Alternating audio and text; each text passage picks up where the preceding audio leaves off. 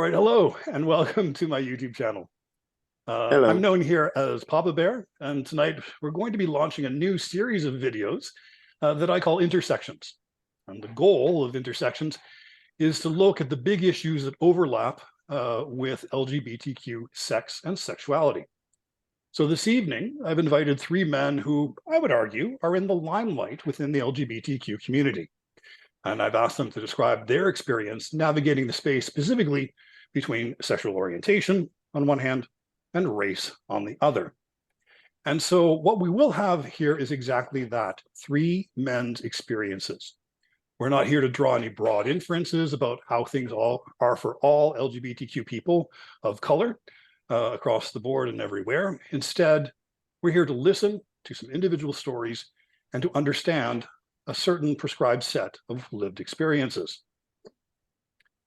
So let me get things going by introducing our panelists in alphabetical order according to their first name, beginning with Aaron Trainer. Aaron Trainer, adult film star, go-go dancer, and live performer. Hi, guys. How are you? Nice to have you here, Aaron. Next up is Celo, a go-go dancer. Thanks for having me. Happy to be here. Thanks for being here. And also Scruffy Lobo, adult film star, sex worker, and seems to me you put on a live performance last night. Oops, mic is off. Oh yeah, your mic is not working. I was trying to drown out some of the noise in the background. Anyways, but yes, it's good to be live performance last night. There may in fact be a bit of a live performance going on where you are right now. I'm not sure whether you care to describe that to our listeners. It's just little extracurricular activities, that's all. All right, fair enough. Before we gathered here this evening, I asked each one of our panelists to think of two stories. One where a fan or perhaps a client said or did something that was affirming to them as a Black gay man, and also was perhaps harmful to them as a Black gay man. And so what I'm going to do in just a moment is turn the floor over to them, and each of one of our panelists will have 10 minutes in which to tell their stories. All right, so with that, Aaron, you're going to be first up. Yay. What do you have to tell us? Well, I had to really think about it because I've had some good experiences, for the most part, really good experiences. But when I first started out in my career, I got a lot of negativity and a lot of flack from people. Yeah, and it wasn't good. And I had to kind of like, I mean, I've always been a positive person, turn the negative into a positive, keep moving forward. I never give up. I just push. That's just my personality, who I am. And I turn the other cheek. I just keep going, But when I started in this industry, it was a little difficult because, well, first of all, I arrived and I don't know, I was just happened, and I was blown away. It just like, and it happened like that, and it was just, and I just hit the ground running and just been working ever since. But there were the negative people that would kind of make themselves known or whatever, or just like you go on platforms and people hide behind profiles and they all have shit to say. You guys, I'm sure you have something to say, whatever. But the one thing that I have never done is engaged in any type of comment. If I agree 1,000% or not, whatever the topic may be, I just never engage. I just have nothing to say because it always gets turned into something else. It always you get pulled into something that you said something, so I keep my distance from that. I just don't do the drama stuff. But I'm going to start off with the negative. There were people that were like, for example, when I first started, I wasn't really doing content. I wasn't doing OnlyFans just for fans and mini biz. I wasn't really doing that just yet. I was just getting a hold of my life and the whirlwind of just like getting booked and doing scenes and being here, flowing here and there. That was just like, I couldn't believe it. So, and then after I kind of got my footing, I said, okay, well, this is another opportunity. And, there were people that were reaching out to me, and then I started to reach out to people to create content. And the negativity, that's where I got most of the negativity. I would get people that would just say like just such mean things, where like they would just like they would say things like, I don't like Black guys, or I don't do Black guys. That one was like that one kind of hit differently. I don't do Black guys. or I'm not into black guys. I got all of those different ways of saying that they didn't like black men, you know what I mean? But I don't do black guys. It's like that one kind of hit me. And so I was like, all right, okay. But I would get it. It was like a block of time, it seemed like, that I was getting this, but I think I was breaking through that particular barrier. Thank God I got it all at once. And then I got to a point where I was like, because I was made to feel like I had no business doing this, had no business being in the industry. And who the hell was I? That kind of a thing. And there were a few people that I had that I trusted and that kind of helped guide me when I first started. And they all told me the same thing. They were just like, keep doing what you're doing because they're just threatened. You know what I'm saying? They're afraid of what you have and how everything's going for you. You know what I'm saying? And at first I thought, was like, yeah, right, whatever. But then I thought about it. I was like, they could be right because they're all telling me the same thing and they've been in the industry for a very long time. So I kept moving forward, but I really did want to quit. I was like, because they made me feel like that. I was like, gosh, and then I realized, how competitive it was and how mean people are and just how people will just start anything, just to build you up, to tear you down, or just whatever it may be, just to make you feel like you don't belong. And I got a lot of like stuff. And then at one point I started to get slack from people of color, like from a black man as well too. And what I found out from that was that most, if not all, I would say 98% of my studio work was interracial, but I had no choice in that. I mean, I didn't say, "Oh, I want to film with this guy. I want to film with this guy. I want to film with this guy." I was just a model that was getting work, that was getting booked, and cast with this model and this model and that model. And I think they kind of knew what they were doing. The industry, they were doing this for whatever reason, and I didn't understand that. I just knew that I was getting work, and I was happy to be getting work and getting a paycheck. And I don't discriminate, first of all. So I forgot to say that. The whole rainbow. I just, I like what I like. Sexy comes in all shapes and sizes, so that's as far as I'm concerned. And I don't, I don't see color. That's just me. But I was like, but I was aware of it. I mean, I could not notice that all my scene partners were white or Latin or whatever, but I was just like, okay, this is a paycheck. And some of them were big names. And I was like, wow, I'm working with these people. And so I started to get a little slack from my brothers and sisters, so I was like, okay, well, they would say things like, well, you only work with white models, we don't want to work with you, or you don't want to work with, I'm take it back. You don't want to work with us. And I was like, that's not true. And then when I did reach out to my peers, they would just kind of ignore me or whatever, because they had this idea or rumors that I only worked with white men. And so I went through that, like, coupled with having to deal with I don't do black guys kind of thing. And I had that. So it was just like, it was worse for me. So I felt like, what the hell am I doing? It's like, I can't win for losing. So I was experiencing both of those. And then, so I said, you know what, I'm just going to do me. I'm just going to keep moving forward. I'm going to keep, taking the work as it comes. I mean, I had the option of turning down the job. I always had the option of turning down the job. I don't always have to take the work, but there were good studios, there were big studios, there were nice paychecks. And I was like, fuck this, I'm taking this money, what I'm saying? And, and the people that I were working with were decent. They were good people. I had no problems with anybody on set. The directors were great. And I got booked again. They would book me again and again. So I kept doing what I was doing. I showed up on time. I did my job, and, I wasn't late. I did my job, and I did what was asked for me, and I asked of me, and I went home. So that whole thing about the black models, I just kind of just said, fuck it, and just kind of like did what I do, what I'm saying? Because I started to think that if they think that and they don't know me, then they don't care enough to know me or know anything, and they're just believing what they hear in the room with whatever, then screw them, what I'm saying? I know who I am. I know I'm a good person, and I have love in my heart for everybody, but I'm not going to go out of my way to chase you and to bring you into, try to convince you that I'm this person, what I'm saying? I'm an open book. If you want to know something, just come to me and ask me. We can talk, So, and then I eventually, I would say maybe a couple of years after when I first started, I would start to get, black models that would come around and reach out to me to do content and everything. So I started to kind of to lift.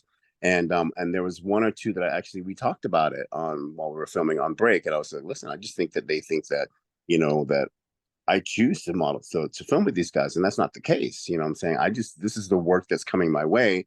and I'm, and I'm taking it, you know what I'm saying? And I have good outcomes and people like the work and I hear good feedback on it. And, and the studio is booking me again. The director's working with me again. So I don't see, whatever, no one's getting hurt. And it wasn't any type of like race play or any like derogatory, like, anything, whatever. And it was just straight mainstream porn. I was one of the few Black models that was working in mainstream porn. And and I took that as, I can do something to show people that, we can do this, so, but you have to persevere and you really have to, you have to like not give up. You have to stay in there. You got to hang in there. It can happen, but it's harder. It's much harder for us, just because of the color of our skin. Um, but it started to lift, the negativity with other Black models or whatever. And it's been, the work has been coming around slowly, but more, but it's coming. That's what I'm trying to say. It's been coming around. They've kind of turned or whatever. And I think that they see when they started to see again, believing what they see and kind of a thing, and not talking to me, seeing that, oh, okay, he does kind of a thing. Then I've had people come out that I've spoken to before, reached out to before, come around and say, oh, hey man, I'm coming to Miami. I'm going to be in town. Do you want to film? But usually I'm so busy. I have to plan. I need a thing. Give me a date you're going to be so I can make time on my calendar for you. And if I'm in town, if I can make it happen, I'll definitely make it happen. But if you show up today and you say, oh, I'm in town, let's film tomorrow, let's film today, most 9 times out of 10, it's not going to happen. I need to know that you're coming because, I do other things aside from just film. I'm a personal trainer as well. So I have clients that I train. I get up like at 3:30, 4 o'clock every morning. And I'm at my first clients usually at 5 a.m. or 6 a.m. So I have that Monday through Friday, and like maybe 3 hours in the morning on Saturdays. I have that to do as well too. And then I try to squeeze content in that. And then I'm flying here and whatever to film scenes.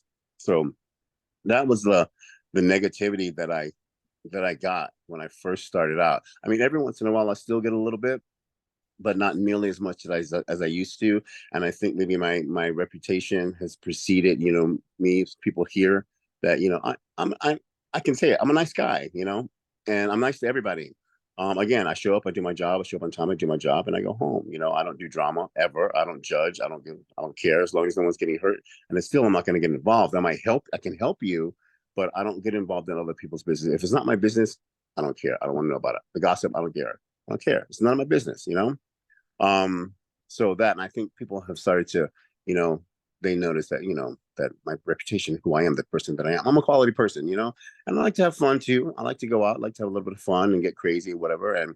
But I do protect myself, and I'm very conscious of who I bring in, being close to in my circle. Positive. Let's see. I get for example, today, I get a lot. I get noticed every time I'm in an airport. I get recognized. And today, I had a guy at TSA like pre-check. He was he came through after I went through security. I could tell he was kind of looking at me. Because I'm used to it now.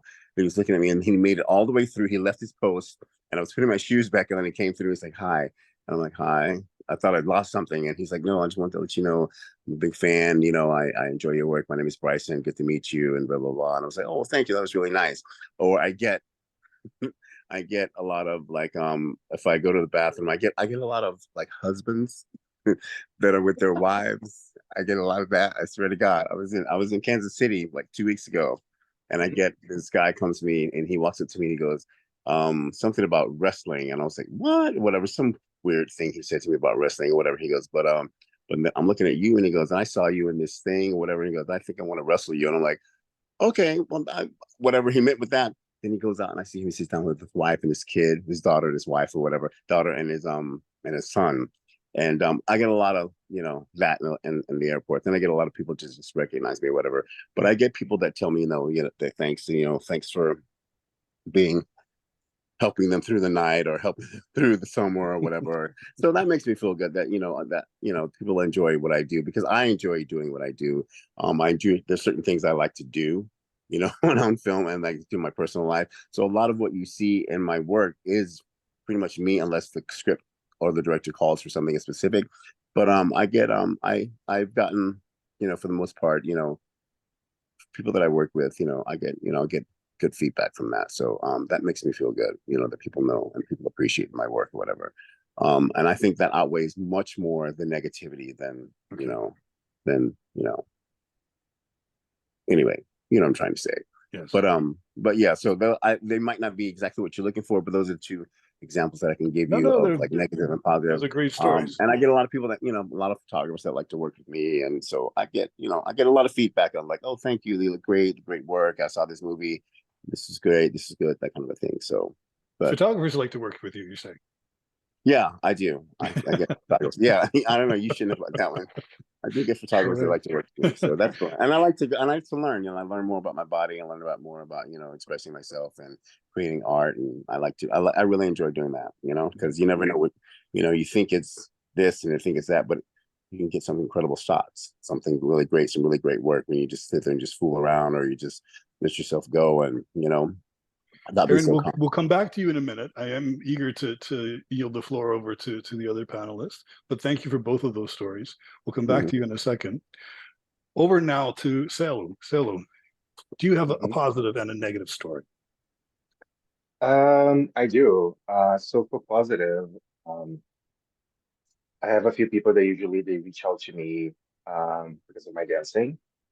And they usually Black people as well. They come and talk to me that they love seeing me dancing and they appreciate the representation. Um,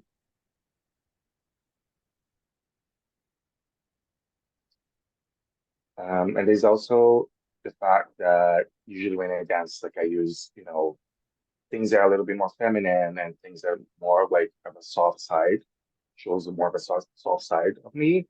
And I appreciate when people come to me and talk to me like, oh, I really like that you use this and that you dance this way because I feel like for us as Black people, there's always like we have to I feel like that we have to behave in a certain way. Like you're like super masculine and then being super dominant. And I feel like I am not that person. And in recent years, I started to identify myself as a queer person because I feel like it's a more of a spectrum, and then you can be whatever you want and you can do whatever you want.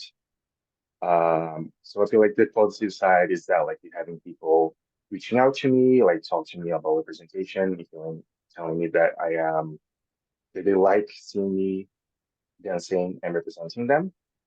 And for negative things, like I have a few things that have happened in the last few years. I feel like one of the major ones was I was asked to dance at this party, and they wanted to do a photo shoot with me as well. And so the party was a voguing party, so like a ball. And I'm not a Vogue dancer, like I don't Vogue. And all the other people that were in the photo shoot, they had houses, they were like voguing performers. And it's like, okay, I'll do the photo shoot. I was supposed to do a different party for them. I was like, okay, I will. I love being in front of the camera. I'll do that. And a few months later, I noticed that my name was not in any of the parties. So I asked them, so what happened? Like you told me that was supposed to do this party for you, like you wanted me to dance for you. And they're like, oh, I actually forgot about it. Like I forgot that I asked you to dance for us. It's like, okay, but like what is the point of the photo shoot? Like, why do you have my face in these posters, like all over the city? Like it was all over Vancouver, like poster with my face.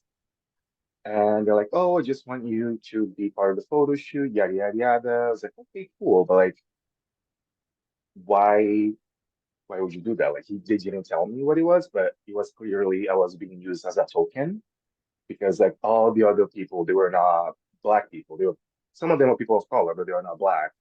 And we know that voguing is like it's you know it's from Black culture, so I feel like they wanted me to be there to be validating as a party.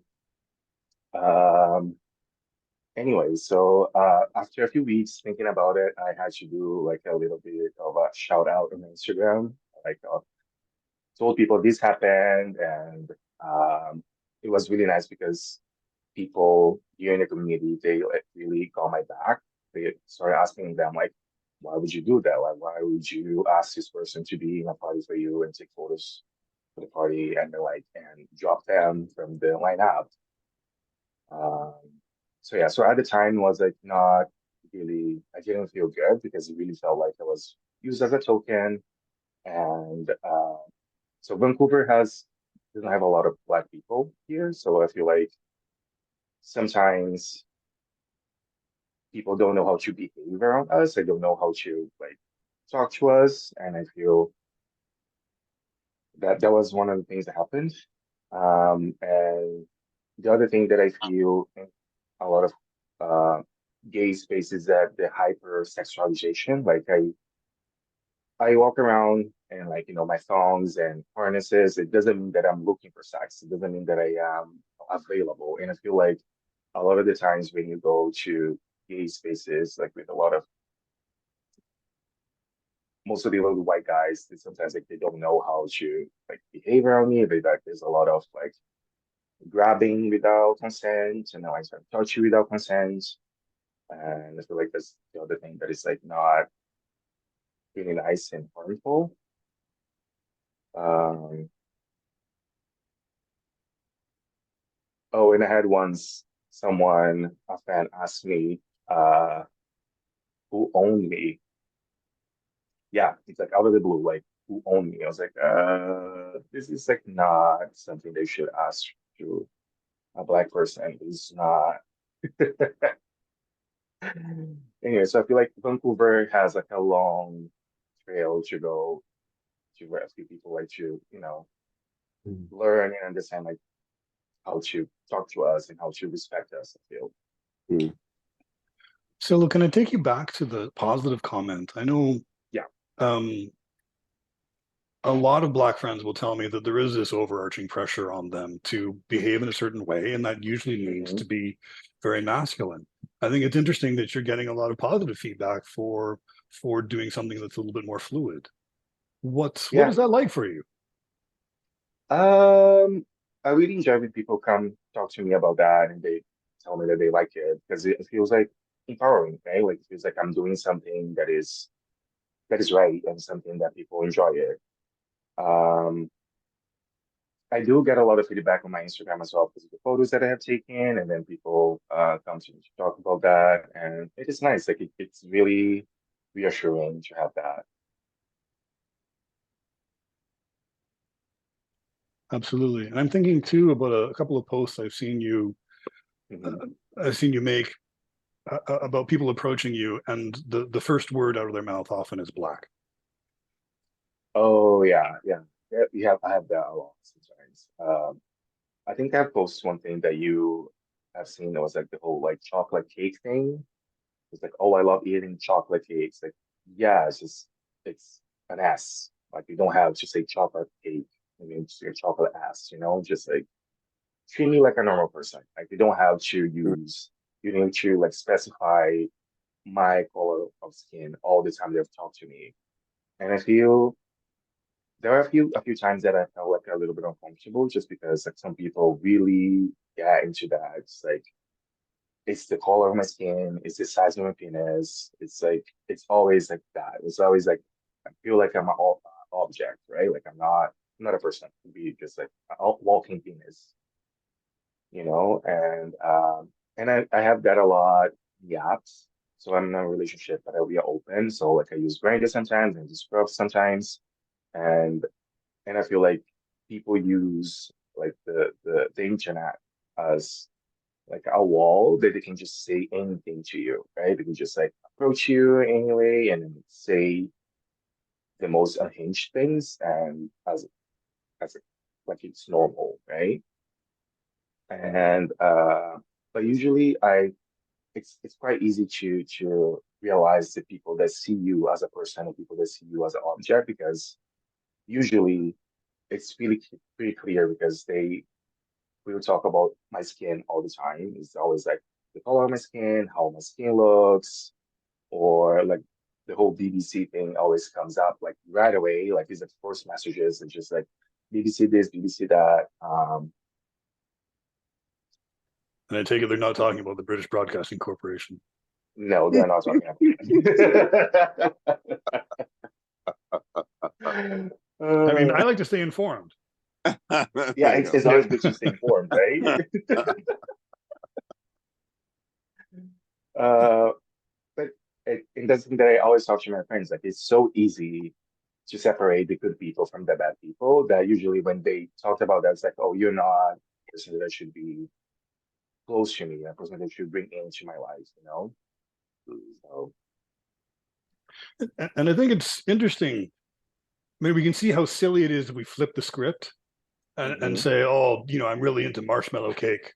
Or, you know, I love your mayonnaise skin, right? Like it's silly. It's silly. It is silly, yeah. And there's so many other ways for you to compliment someone, right? You don't have to always use the color of the skin or, any other trait. Like, just tell me I'm beautiful. Just tell me like you like my work. Just, there's so many things that you can do. You're beautiful. Thank you. You too. Oh, Absolutely. Perfect timing. Perfect timing. Thank you for that. We'll come back to you in a moment. But Scruffy, do you have your stories to share? Yes, thankfully there aren't too many negative ones. So I'm just kind of combine really negative experience as a whole. Um, Sort of similar to what Aaron mentioned initially was when I had started doing content creation, was starting during the pandemic. So I was doing a lot of solo work. So that I didn't have to worry about any type of racial issue because it was just me. But as restrictions started lifting and I started then interacting with others on screen, the vast majority of my co-performers would be white. And so I started getting a lot of hate from black guys that would be like, oh, well, you only mess with white guys, you're a race traitor, whatever the case may be. Um, and I'm just like, no, I like everybody.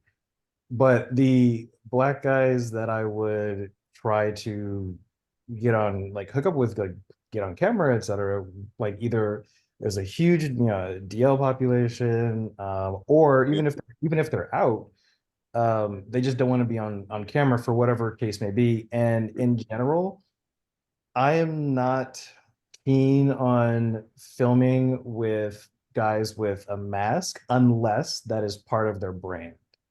Gotcha. So there's a guy in New York called like the Mask Jock or even like Oz Hike Daddy who the mask is part of their brand, and so it's different. But just as um a point of anonymity for them to not be seen, I generally don't like to film with guys that wear hoods or masks because for me, my brand is about connecting with the people. So I need to see your face. I need to engage with you. And so I can't do that if you're wearing this ill-fitted ski mask on your face. Um, and so like I just didn't, there weren't a lot of black guys, one, either accessible or two, that wanted to film with me. I think because a lot of the content that I had was with either white guys or very lightly pigmented Latin guys. And so I would get like DMs about like, oh, like I went through your content and they would, it was always from black guys. And they would always be like, oh, well, you don't like black guys, blah, blah, blah. And I would find myself having to defend myself of like, Mhm. no, like I like everybody. And like I would pull up pictures of my ex-husband who's black. And and it's just like after like the third time, I was like, that's ridiculous. And I'm gonna stop doing that because I would try to reason with them. And then I realized that they just can't be reasoned with. Yeah, yeah. Yeah. And so I just left it alone. Even yeah. until the point where like the latest one was actually like I got death threats, being called a coon and all this other stuff. Um, and so thankfully, like nothing ever came of it, but that's kind of where that really drew from. And it's like I had no issue filming with black guys. It's just I didn't have any black guys locally to film with, and I didn't travel as much as I did like last year. And then well, this year I got stalwarted a little bit because of my surgery. But actually, like the turning point, ironically, was when I filmed with you, Aaron, for the first time Yeah. last year. Was I think because one, your name and notoriety, essentially attaching my name to yours, and then those comments quickly, like sharply declined after, even just it took us a while to put out like the actual scene, but even just like the promo I know pic. because you know, because I was holding on to it, not to cut you off. I was holding on to it for like, I have to release this at the right time. And Yeah. I was holding on to it for just for that reason. Not that I was just like, okay, whatever. I wanted to release it. So I had to find the time to release it. You know what I'm Yeah. saying? I usually go in order, like who I have or whatever. And then sometimes I'll bump somebody up if somebody needs a little push or something. I'll do it so they can get a little more notoriety or whatever. But sometimes I hold on to videos for a minute, and I like, you know, I'll tease and I'll Mhm. hold on a little bit, and then find them when they're like driving me crazy. Then I'll hit them with it. You know what I'm saying? So I just released it. But go ahead. Yeah, no, but I'm just like, even with like just the teasers that we had put out, like all of those comments really sharply declined for me. Yeah. And I even had one guy who unsubscribed from my Just for Fans, and he just said, I like you and your content, but you don't film with black guys, so I'm gonna unsubscribe. And I was just like, well, I can't do anything about that. I'm sorry. It's like I film with who I film with. Um, so that was kind of like the negative aspects. The positive aspects are ultimately, um, I get a lot of compliments on one, my, I don't say, not physique per se, but just I guess my body type. But also too, there aren't a lot of hairy black guys Mhm. uh, doing adult work, and so because I, don't shave or really trim, a No. lot of people find that interesting or fascinating. And I even get like I've gotten a lot of compliments from it, even from other black guys too, just saying, it's really nice to have somebody that looks like you, blah blah blah. Yeah. And I've had way more positive experiences than I've had negative experiences with doing this stuff. Yeah. Uh, and so once you kind of also to the point you said, Aaron, is like once you get to the point where it's just like, I'm just going to do me Mhm. and what do you put the content out that makes me happy? It's a total mindset change. Mhm. And it really, for me, it really, I think for my content, um, really kind of boosted it because you could see that there's a lot more zeal and gusto in the stuff that I was doing. Yeah. Just because now I'm not so worried of like, okay, how's this gonna look to people? Like, Mhm. how it's like I'm just gonna do what I'm gonna do. The other Yeah. thing too is like when I had a guy do an analysis of my videos of like what's popular, etc. The things that are popular are for me amongst my subscribers were groups of three or more, areas where I am quote unquote either dominant or topping. Mhm. Uh, and so that kind of comes into like the stereotype that we're talking about, where black guys are expected to be mask and tops, Yeah. and it's all about how big your junk is, etc. It's like I like the bottom too. Like I'm gonna do that. It's like I can accept that maybe that content won't do as well, but I enjoy it, so I'm gonna put it out there. Do you, babe? Yeah. And so ultimately, like this has been a really, really, really good experience overall. And the best part too, I think especially in the last probably 8 months, I've had a lot of black guys reach out to me for support as well.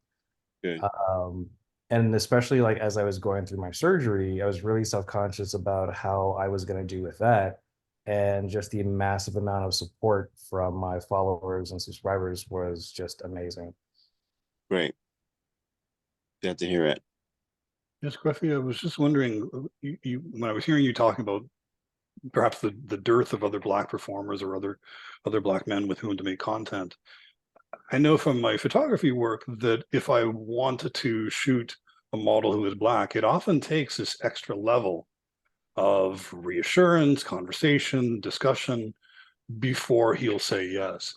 And I would even trace that back to clients that I have as a life coach who are black and for whom coming out seems to take this extra dimension of difficulty because being rejected by the broader black community is a big thing. What do you think of those two variables? Has that had an impact, and what if anything does somebody do about it? I mean, it hasn't had an impact on me because I mean, firsthand that I'm pretty much just going to say yes at whatever comes my way because I'm just happy to get work and to get exposure, et cetera. Plus, I like doing new things and meeting new people. Mm. But I can definitely understand especially from the Black community, there's a lot of pressure put on especially Black men to behave a certain way, to act a certain way, look a certain way, etc.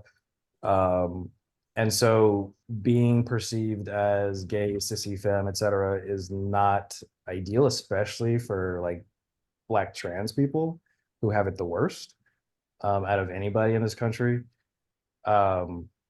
It's hard for them to really kind of come to terms and grasp that and accept that at large. Now, of course, there's a lot of people out there that are. There's a lot of Black representation in certain media, even in the adult industry, but comparatively to the amount of people that I talk to that have aspirations of doing it, there's a lot of hesitancy with when it comes to like how they're going to be perceived and what that's going to look like and what their family's going to think and all this other stuff.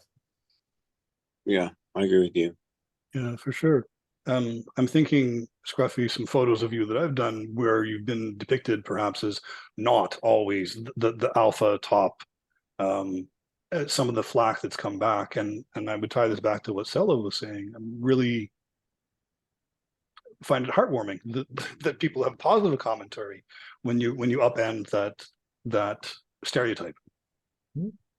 Yeah, it gives me. I like doing different things, for me, I'm a multifaceted person, and so I have different things that I enjoy. In a sense, it's like what you see is what you get, but there's a lot to see, so stay tuned. Essentially, and there's a lot of content that I have ideas for that I want to make that is different from the things that I've just done or that I have been doing, and I am a little worried about how it's going to be perceived, but I'm also very excited about doing it because it's authentic to me. It's authentic and it's growth. You know what I mean? It's growth and it's you being, you know, your authentic self, like you said, authentic and exploring and just I think that's when you get the best stuff. You know what I mean? When you let yourself go and you just really get out there and you just do it and you just magic happens. You know what I mean?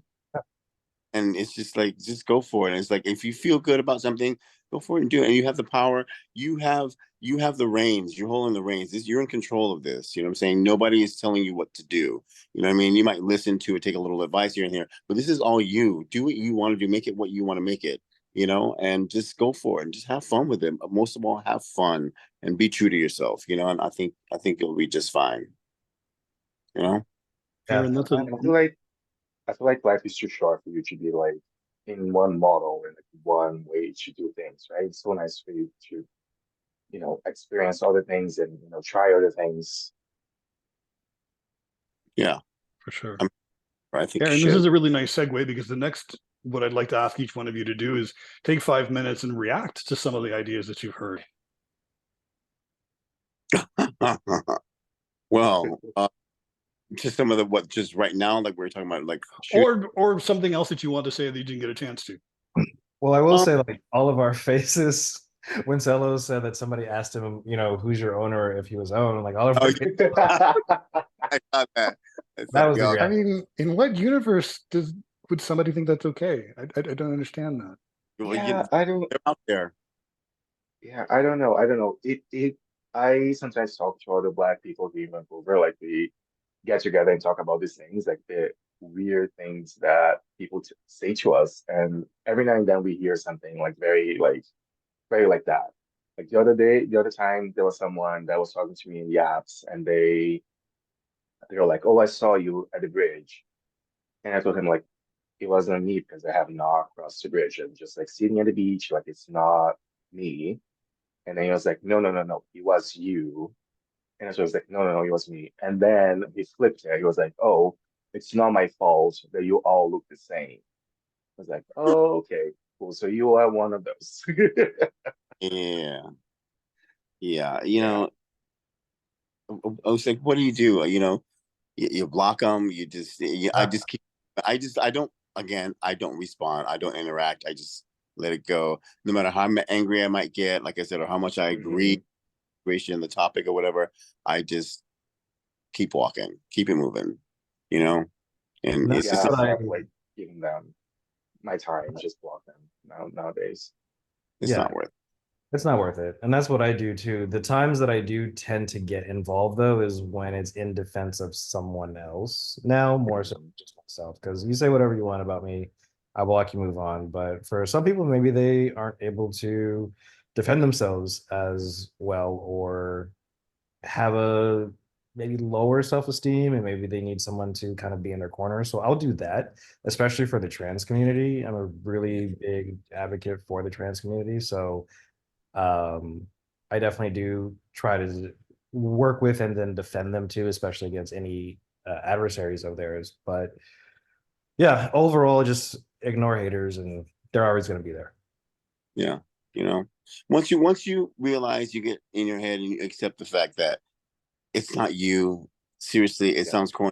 Not you. It's them. They're the ones with the issue. And especially if you know in your heart of hearts that you're right and you've done nothing wrong, you're right and you've done nothing wrong, and you're a good person and you do what you do and you keep your head up and you're positive and you have positive energy and you spread love and you're just like, that person, it's not you, babe. It's them. And so, and I'm to the point in my life where I was like, I have a large family. I'm the oldest, and my job is, and being the oldest, is to make sure everybody's good, taking care of everybody, the big brother, you know what I'm saying? And I've always been like that, just the person that takes care of everybody, like looks after everyone, my friends, people that are close. And then this business has taught me, industry has taught me so much. I mean, I already had a thick skin, but it's like I'm still here. You know what I'm saying? And they're not going to tear me down. And it's just that after what they've shown me, what I've learned from them, and the stupid people, the rude people, the ignorant people, the racist motherfuckers, and all that. Excuse my language. I'm to the point where it's like, you know what? I'm doing me, and I put myself first. I'm choosing me more frequently now than I've ever have. And it's not that, and it's a hard thing for me to do because I've always been there for everybody else. You know what I'm saying? But I'm realizing that I need to live. I want to have fun. I want to live my life too. And I've been through a lot. I've seen a lot, and I've been there for everybody all the time. And I'm not going anywhere, but it's my time. You know what I mean? And I'm just gonna do me. And I'm gonna move forward. I'm gonna have fun, and I'm just gonna, and that's it. That's again, it's not you, it's them. And you just keep moving forward, keep doing what you're doing. Aaron, can I ask you, within that, is there not a pressure on you to cope with situations and people who are less than ideal, because you kind of look at yourself and go, well, I need the work? No, because like I said, I always have the option of turning down the job. So but I've been fortunate, knock wood, that all the work that has come my way, and hopefully in the future, it's been people that I've worked with before, and they've booked me again and again and again, over and over and over. They might put me in a different movie, or with a different scene partner, which I know who they are, and we wanted to work together anyway. Or they were on set for another studio, and our paths crossed, but we didn't get a chance to work together, and it's come full circle. And everybody that I've worked with before, and they picked me again. So I don't think so. No, I just feel like I feel like I'm blessed. I'm booked. I'm busy, booked, busy, and blessed. And it's a lot to deal with. Sometimes I might sound like, if you're around me every day, it's like I'm complaining, but I'm never complaining. God, I'm not complaining. I should be so lucky to get the work that I have, to be. I'm always busy, and so it's a lot, and I do everything myself, and I book, I do my own bookings, and it's just. But I take it in stride, and I'm grateful, very grateful, because again, this could all go away tomorrow, and I try to have fun. That's why I've turned a corner, like my life, where I'm like I'm trying to enjoy it more, and and I choose me more. I'm putting myself first, and I'm worrying about my mental health, my peace of mind.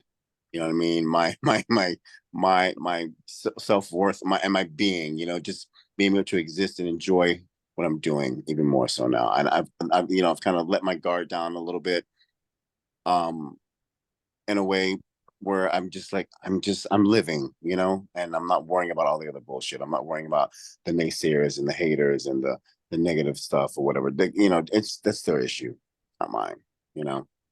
To what extent, my friend, what you're describing before about sort of going in, ignoring things, doing the work, is that working twice as hard for half the credit? I don't think so. No, I don't think so. I think, you know, I'm repeating myself. As long as you true to yourself, you keep it real, whatever you want to say, and you're true and you're honest, and you know you're a good person. No, no, it's not. You know, you do what you do, and I'm having fun. You know, before it was work, more so work, and I was excited that I was getting this work and I'm meeting these people and I'm going here and I'm traveling here and doing this and whatever. Now it's like I got my feet on the ground. I mean, I still have bumps here and there, but I appreciate, you know, where I've come from and where I'm going and what I've been able to accomplish on my own. And, you know, I've had help along the way, you know, here and there. And but I'm, you know, I'm very grateful. So I'm having fun. I'm seasoned. I'm in here. People still want to book me. People still want to see me. And you know, and I'm relishing in that, you know, and I'm, you know, I'm enjoying it. Wonderful. I want to give the floor back over to Celo. Celo, anything that you wanted to follow up on? And um, one thing I'd be curious about, you have a lived experience that's taken you to a couple of different countries. And I was wondering whether your experience one place or another was sort of different, or is it pretty much the same? Oh, as in being here in Brazil and Canada, you mean? Or possibly even the US and Canada. US? Yeah. Um, I recently went to Seattle for Pride, and that was a really good experience. And I feel the thing that I usually like it gets on my mind when I go to the US is just like the like gun violence and then like how being a queer black man can be like dangerous in the US like with the whole elections that is happening right now and the whole trans bans that are happening right now and so going down this time was I was a little bit on my head a lot just like trying to navigate these spaces and knowing that our like my friend Adrian, he came down with me as well, and he had rainbow backpack, and he gave me one as well, and I was like, maybe I should not wear this because I don't know how things are gonna be here. Like people say that Washington is usually okay, but I remember being in my head a lot, like thinking, like afraid that something would happen because I was wearing like a rainbow flag. And back home in Brazil, Brazil is one of those countries that like they're okay if you're gay as long as you don't show that you're gay. So when I went down with my partner, um, I told him like I cannot like hold your hand, I cannot like show affection to you in public because something might happen. And my mom was telling me that a few months ago, there was someone drinking in a pub with the boyfriend, and they were showing affection, and someone left the pub and then came back with a gun and killed both of them. So it's just like she was really worried for me to come down with my partner because of that. So yeah, Brazil is it's one of those Latino countries that like it's okay to be gay. We have like it's legalized the marriage, but like in some places you have to be like aware and be careful. I've heard that. Yeah. So it's To like what it's extent is okay. that a factor of where you are in Brazil? I mean, your family's in the Northeast. Are things different in the Northeast, yeah. South, in Rio and Sao Paulo? Yeah. I feel like in Salvador, which is at the capital of my state, it's a pretty gay city, so it's okay. But even so, walking around there, I would not, like show affection or anything like that. Just because you never know. You never know that if you're gonna find someone like on that job that is gonna like say something to you, call names or threaten your life. Mm-hmm. Yeah, And I'm wondering, it's unfortunate. I'm going to say something and ask whether you Mhm. would agree or disagree with this. Seems to Okay. me that race might be constructed a little bit differently in Brazil. For example, when I lived there, I had a friend who had quite dark skin but wavy hair and finer features. He was Hmm. considered brown. His Yeah. brother, much lighter skin, only a shade or two darker than me, but textured hair, wider features. He was considered black. Um, in your experience, has Yeah. your identity as a black man played out any differently in Brazil versus Canada and the US? I feel like growing up, as a black kid, it was like always had this thing in my mind that I had to achieve the white features. So like growing up, I remember seeing Michael Jackson a lot and how he had his no job and how he became white at some point. So that was like an image that I have on my childhood, like trying to achieve the like more of a, like the fine traces, so like to be desirable because like having like a big nose or like the curly super curly hair was like not desirable and still not is in the film. Like if you go down, like you see like all of the girls that they're black, they all um string their hairs that they don't want to look black, a lot of them, because it's not seen as beautiful. Like it's changing more now. I feel like people becoming like more getting more empowered, and then there's like more black activists and more black people that show that it's beautiful and you should like be yourself and should be natural. But I remember growing up that like the goal was to have like fine traces, and it's like you said, like if you're darker but you have like wavy hair, like you seems like a more desirable trait. It's like more beautiful in a way. And coming here in Canada, I think uh I sometimes I keep thinking about it, how I went from like being not desirable, not desired, like in back home in Brazil and then here in Canada, because like now I work out, like I have a certain type of body. Like now it's a little bit different dynamic, and sometimes it kind of messes up in my mind a little bit because like before it was like, oh no, you're not seen as handsome, and like here in Canada I'm seen like as a handsome man.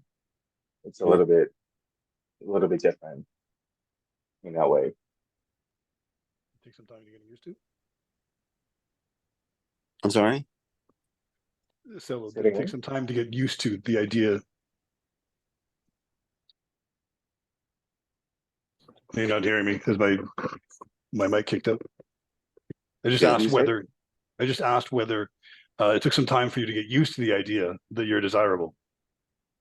Yeah, it took a little bit of time to kind of figure that out, and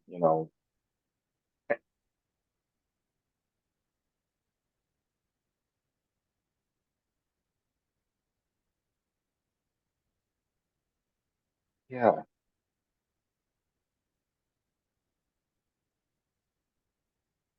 Can I ask why did it take that so long for you? Um, I think for me, because I was also bullied in school, right? Like my traces were like picked up. Like I had like the big nose, and I was like, they would call names because of my big nose. Or my hair was like kinky hair would be like, Okay. in Brazil we have a thing that they say like, oh, you have bad hair. We either Yeah. have like bad hair or good hair, and I was in the bad hair group. And so growing up, like for example, my mom and dad never let me grow my hair because it was like not good. You know what I mean? You have to like look presentable, and like having like a black afro would be like not a desirable thing to do or to have. Seems like as good or professional. Yeah, Okay. it's here in the US too, unfortunately. Mhm. Mm. There's that whole polemic around good hair, bad hair. Scruffy, I want to give you the floor for 5 minutes, a chance to react to some of the things that have been said. Yeah, I mean, considering no matter where you go in the world, in general, the darker you are, the worse you're treated. Mm. That's just a fact. Um, even amongst non-black cultures, like in India or even in Latin America, it's just Mhm. whiteness has predominated. And so it's really it screws a lot of people up, I think, especially people who are born darker who feel inadequate or inferior, um, to and they're just as valid or just as beautiful as anybody else. It sucks that there's such a huge market in lightening creams or bleaching creams, and basically ways to change your hair texture, or basically rewrite yourself as a person, from who you were, or what you are naturally born as, and not applying to, of course, trans people, but just based on the aspect of race. Um, and so I've always been hugely fascinated in like the African diaspora in the world, and how that correlates to how people are treated. And so I would grow up and watch like shows in Spanish. No one dark skinned Hmm. was on TV on any Spanish shows. They were always white, blonde hair, blue eyes, or black brunette, but with very lightly colored eyes. Um, and I remember when Mexico got their first quote unquote black anchor for a news show, and she wasn't like super dark, but it was a huge victory for them. And even amongst like, even here in the US, growing up, especially because I spoke a certain way and I carried myself a certain way, I get called, oh, I'm not black enough, or I'm an Oreo, or uh, that kind of thing. And so that stuff is can be very damaging to a person growing up, trying to find their own identity. And then add on top of that, being gay and trying to like hide that aspect of yourself, because that also is undesirable in the broad aspect of the culture that you grew up in.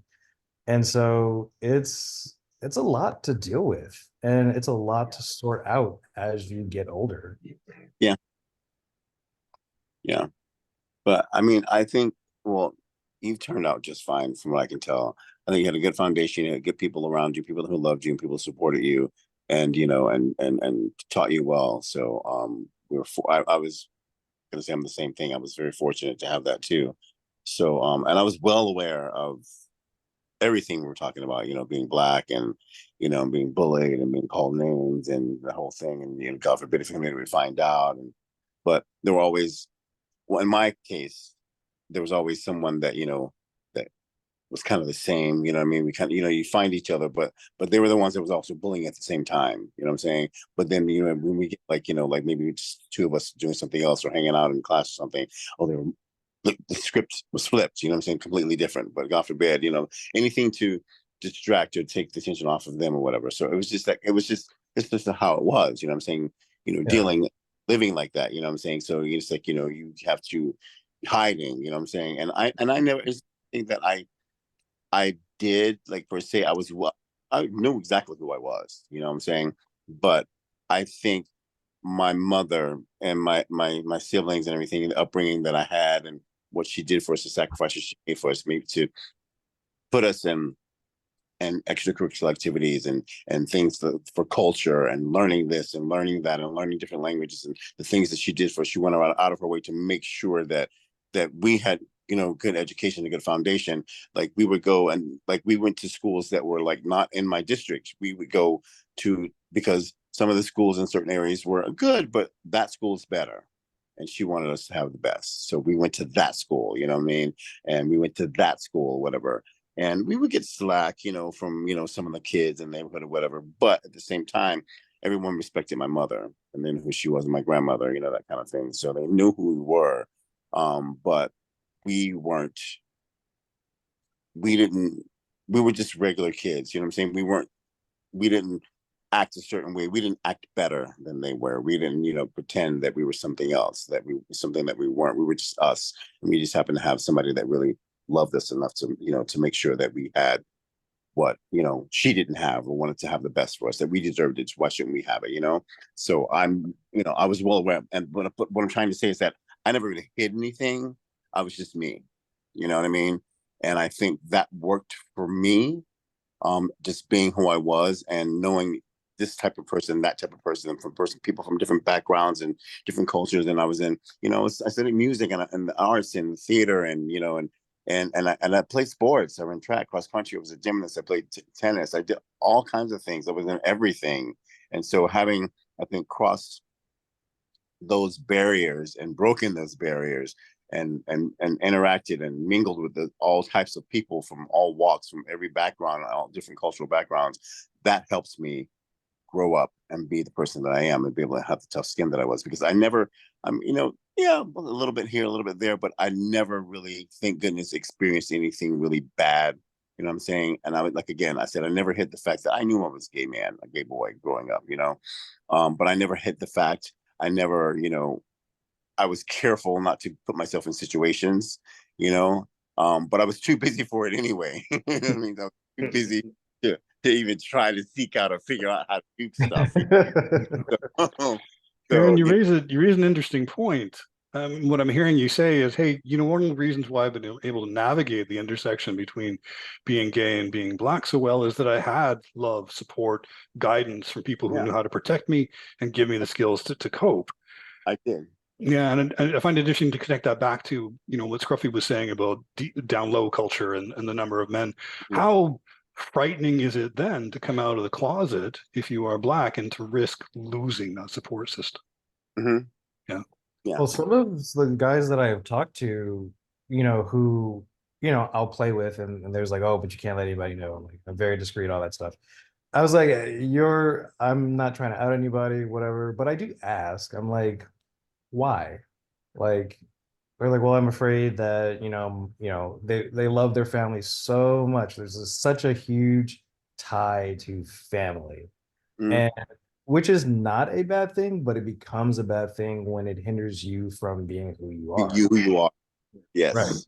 And so I'm thankful that, I had a very supportive family, who really instilled a sense of self in me, not only for just me as an individual, but for me also as a black man. I had to figure out the gay part by myself because they didn't.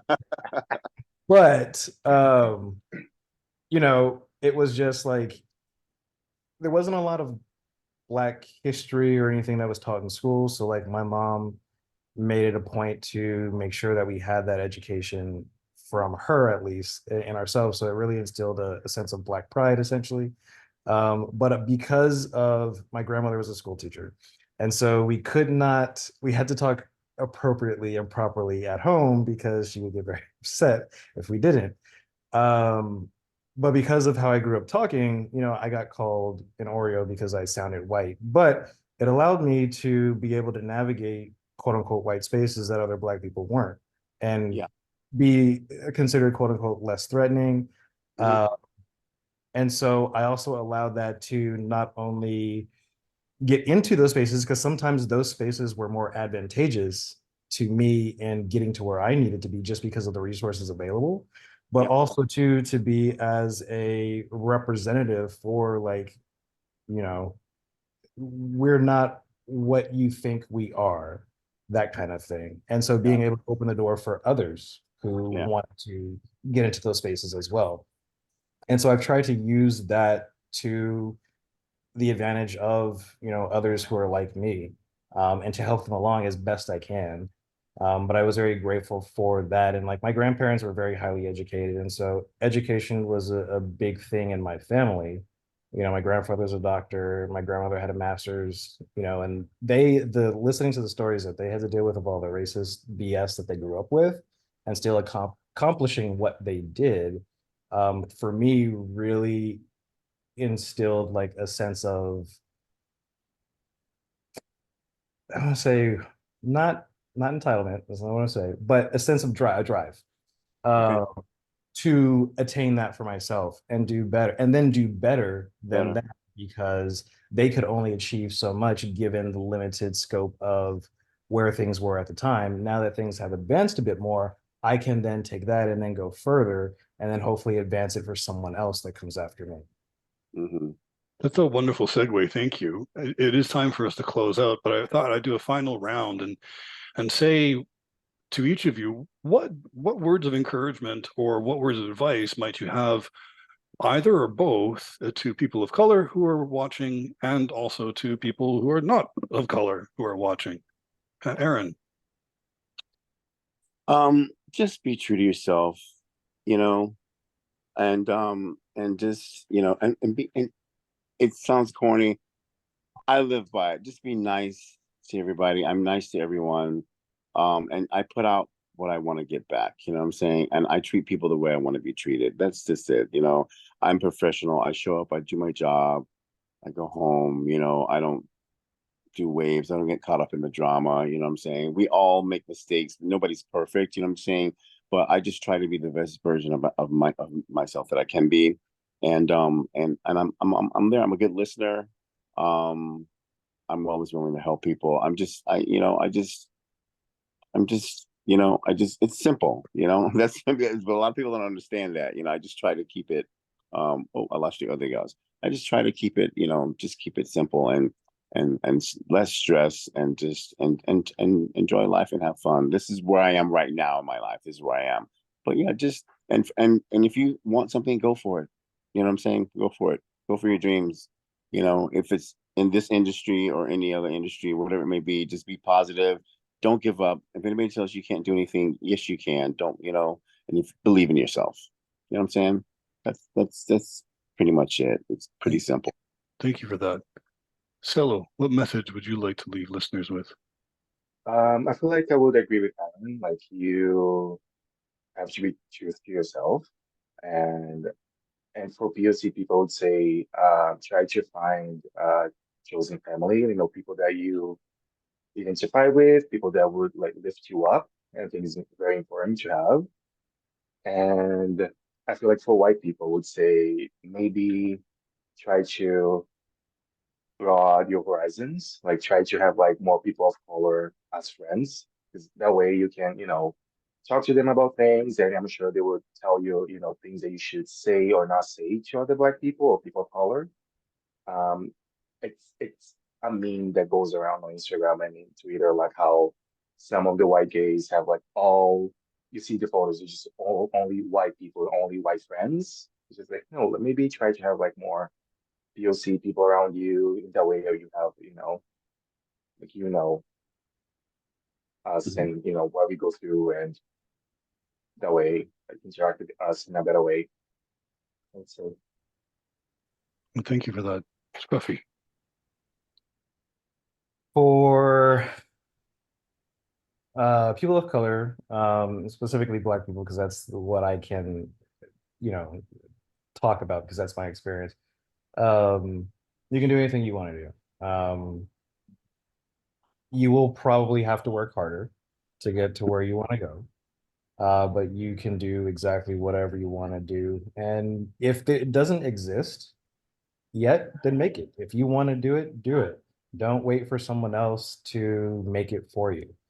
And for white people, I would say it is your responsibility. You do have responsibility to, one, understand your privilege in this society, as well as then extend that privilege, knowing that that has been taken away from people of color, to use that to help them advance. Be a mouthpiece against other people who are more on the more conservative side, who are white. And because unfortunately, white people tend to listen to white people. They don't intend, they don't listen to people who don't look like them. And so, although while yes, these issues are our issues and we need to be at the forefront of our issues, you can act as an ally to be that mouthpiece towards your own community, for our benefit. And then honestly, for the benefit of everybody, because once we get to a point, if we ever get to a point, I hope we do, where this isn't an issue anymore, I feel like the world will be a much better place. Yeah, a long way to go, but yeah, I agree with you. For sure. So let me now thank each one of you, Aaron, Celo, and Scruffy. First of all, for sharing your personal stories, much appreciated, and also for generating so much insight. To our audience, if you are watching this and you are a person of color, I hope that you might leave here today with a feeling of solidarity and know that even the people in the public eye, like the three men I've spoken to today, face the same struggles and have the same successes that you do. You're not alone. Keep being brave and keep being fabulous. And if you are not a person of color, I want to challenge you.